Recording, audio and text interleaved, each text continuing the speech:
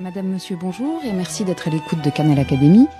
Waterloo, 18 juin 1815. N'est-ce pas la bataille de Napoléon la plus fascinante ? Est-ce parce que c'est la dernière ou est-ce parce que les romantiques mais aussi les vainqueurs la glorifièrent ? Il faut dire qu'ils obtenaient enfin leur revanche sur le souverain qui les avait tenus en échec. Au soir de la bataille, il ne leur manquait finalement qu'une chose, Napoléon. N'ayant pas capturé l'empereur, les Prussiens accordèrent une dimension particulière au pillage de ses effets personnels et firent grand cas de la prise de sa voiture.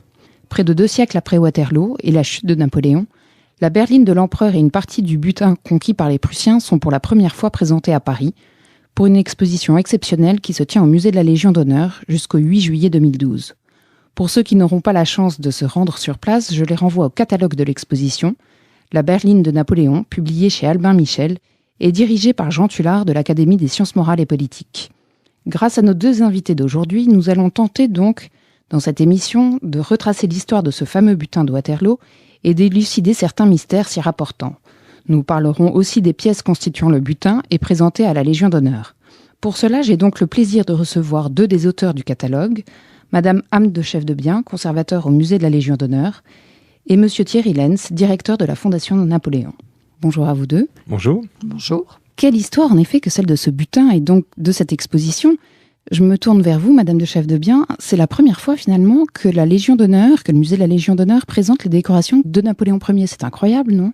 Oui, c'est tout à fait incroyable, d'autant que ces décorations, jusque vers les années 2000, on ne savait pas où elles étaient. On suivait leur parcours jusqu'à Berlin, et puis elles disparaissaient en 1946, et les pires hypothèses couraient dans les dossiers que j'ai pu compulser. Avait-elle été détruite ? Avait-elle été cachées chez les uns et chez les autres.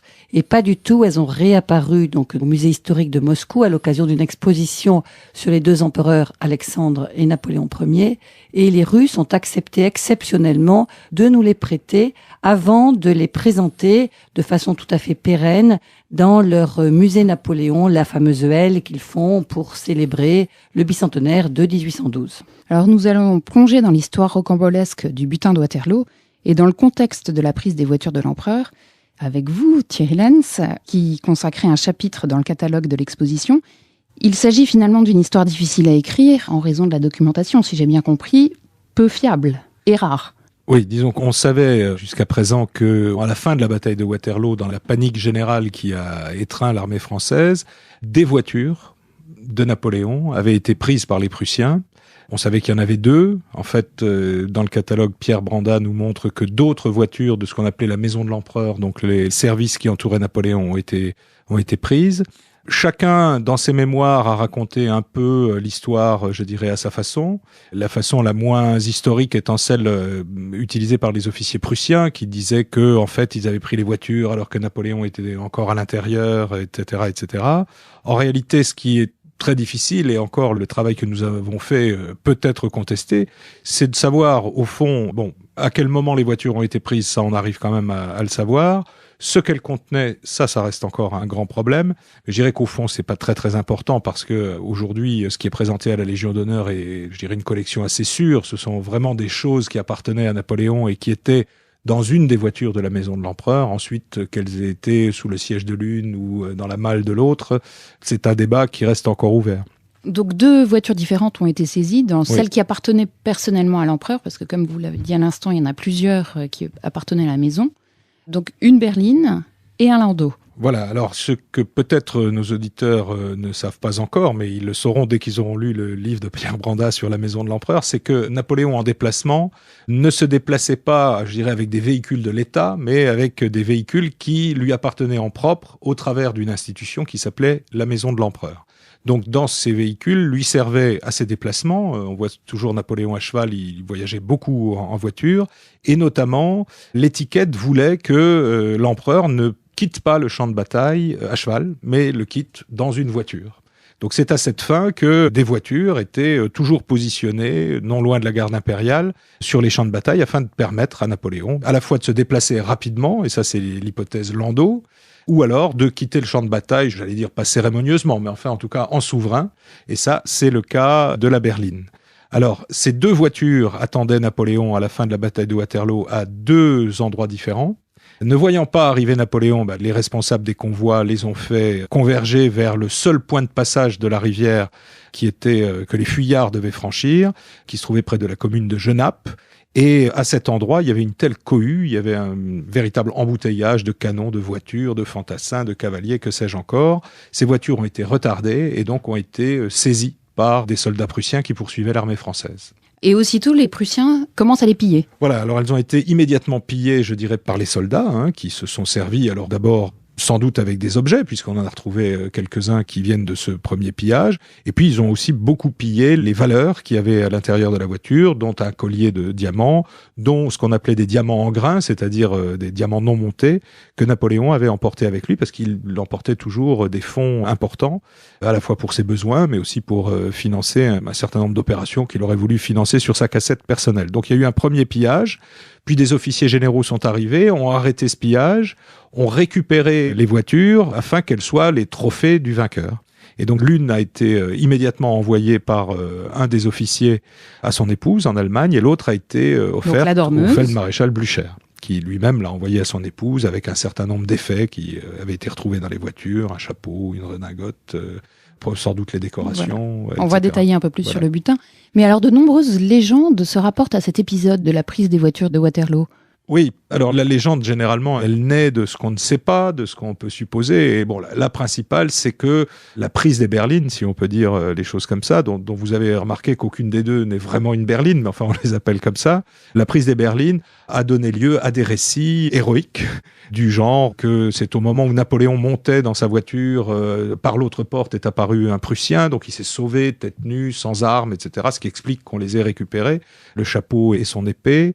Une autre légende, mais qui, elle, semble plus avérée, c'est qu'un des postillons a voulu défendre la voiture, qu'il a été gravement blessé, qu'il en a perdu un bras, et ce postillon, on le retrouve d'ailleurs plus tard dans l'histoire de ces berlines. Donc il y a, je dirais, des choses qu'au fond, on ne pourra jamais vérifier, car les témoignages sont... En réalité, à la fin de la bataille de Waterloo, au lieu de regarder les choses pour pouvoir témoigner, les gens n'ont pensé qu'à une chose, c'est à se sauver.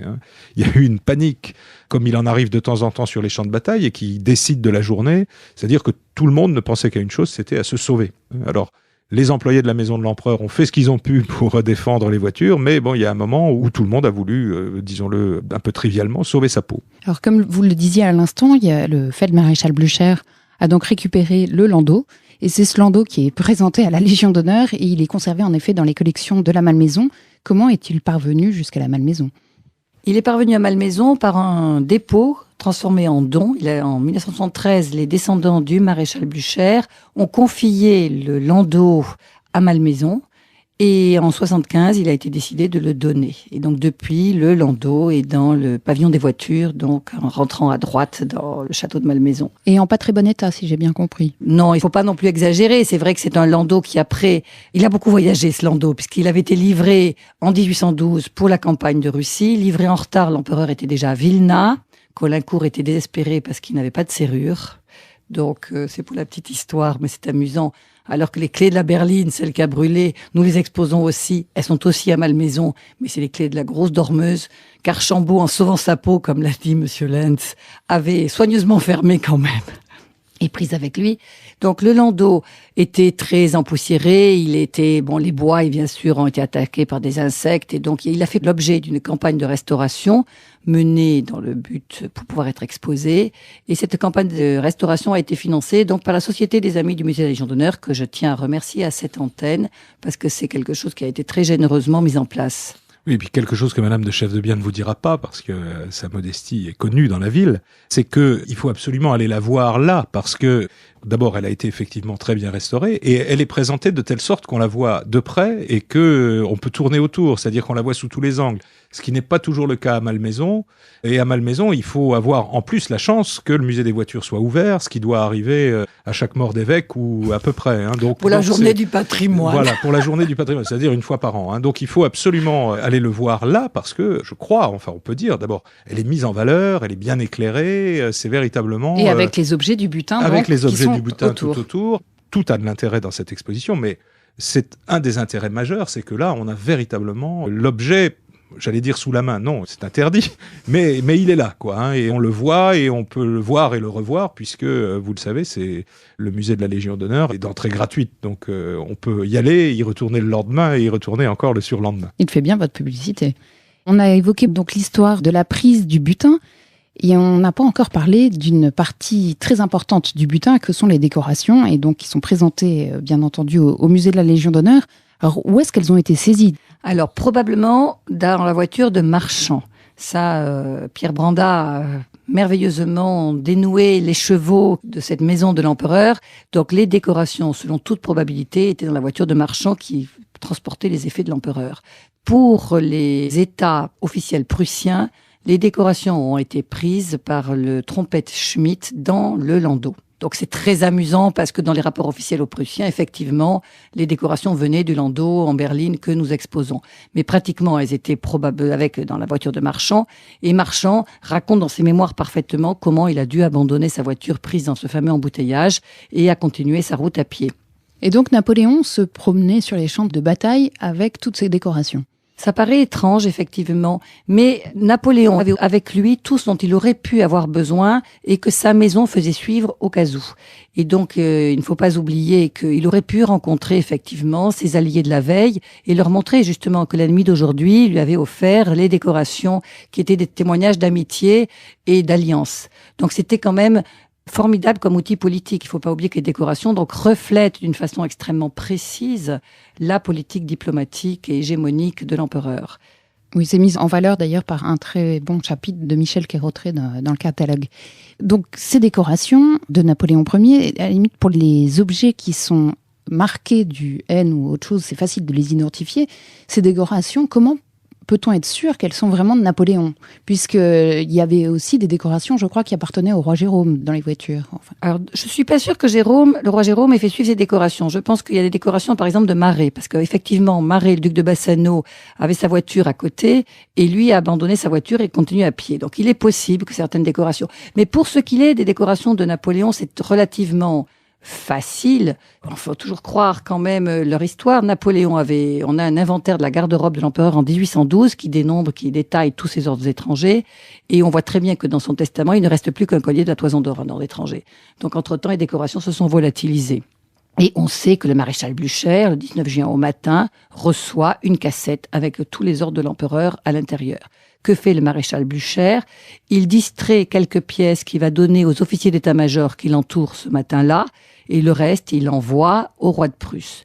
Le roi de Prusse, conscient de l'importance de cette prise, parce que c'était quand même extrêmement symbolique, met les décorations immédiatement dans les collections royales, dans une vitrine, où elles vont rester, elles passeront de musée en musée, mais on les suit vraiment pièce à pièce. Et dès 1905, on a des photos de cette vitrine au moment où on fait des campagnes de photos dans le Zunghaus. En 1919, les décorations vont être cachées par les patriotes allemands qui ont peur que la France ne les revendique. En 1932, elles vont être redemandées très officiellement pour une exposition et elles vont réapparaître miraculeusement. Et donc là, on s'est posé la question, mais comme on a des photos faites en 1905 et des photos faites en 1934 et qu'on peut comparer, on se rend très bien compte que ce sont bien les mêmes insignes qui ont réapparu. Et alors, elles redisparaissent à nouveau. C'est vraiment des décorations qui ont vécu des troubles, les convulsions de la construction de notre Europe d'aujourd'hui. Et donc, elles réapparaissent. Elles sont cachées d'abord dans le bunker du zoo de Berlin, puis elles vont passer d'abri en abri, comme tous ces trésors d'Allemagne, vont finir par être saisies par les soviétiques et prises dans ces fameux convois. On a même le numéro du convoi que les Russes nous ont donné. Elles vont arriver à Moscou, et là, elles vont être cachées dans les réserves du musée historique de Moscou, jusqu'à ce qu'en 2000, ils les publient et les exposent. Donc, sont exposés aussi au musée de la Légion d'honneur le chapeau et le manteau que Napoléon, soi-disant, portait le jour de la campagne de Waterloo. A priori, d'ailleurs, non, d'après ce que j'ai compris. Alors, le chapeau est bien le chapeau que l'empereur portait à Waterloo. C'est un chapeau qui est aujourd'hui au musée de Sens, où il a été donné par un général originaire de la ville de Sens. Et en fait, Napoléon avait son chapeau qui avait été très abîmé. Vous savez qu'il a beaucoup plu à Waterloo. Et donc, le chapeau avait été confié au chapelier pour qu'il soit remis en forme lors du bref passage du souverain à Paris. Et le chapeau est resté chez le chapelier. La petite fille du chapelier l'a donné à ce fameux général. Donc les Prussiens ont pris dans une des voitures le chapeau de rechange qui, lui, est aujourd'hui exposé au musée de Berlin. Et qui est quand même un chapeau de l'empereur, mais n'est pas le chapeau qu'il avait sur sa tête le jour de Waterloo et qu'il aurait laissé tomber en fuyant. Merci beaucoup. Et je précise aussi qu'on trouve dans l'exposition l'épée. De nombreux mystères s'y rapportent aussi, qu'on n'aura peut-être pas le temps de détailler à ce micro. J'invite donc nos auditeurs à aller au musée de la Légion d'honneur jusqu'au 8 juillet 2012. Merci infiniment Anne de Chefdebien et Thierry.